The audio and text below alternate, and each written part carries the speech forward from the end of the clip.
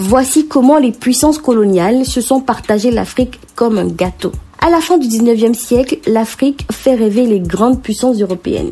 Richesses naturelles, terres immenses, tout les attire. Mais ces pays commencent à se disputer. Qui va posséder quoi? Pour calmer les tensions, une réunion est organisée. C'est la conférence de Berlin. De novembre 1884 à février 1885, 14 pays européens se retrouvent à Berlin. La France, l'Allemagne, le Royaume-Uni, la Belgique, ils sont tous là. Mais personne n'a pensé à inviter les Africains. Pendant 3 mois, ces pays se partagent le continent.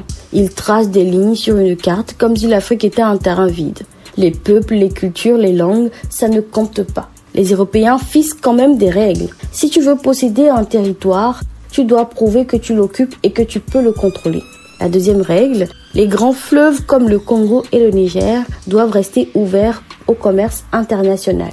Résultat, des peuples qui vivaient ensemble depuis des siècles sont divisés par ces nouvelles frontières. D'autres ennemis sont forcés de vivre dans le même territoire. Cela provoque des tensions, des conflits et même des guerres. Pourquoi parler de la conférence de Berlin? Eh bien parce que c'est un moment clé de l'histoire africaine.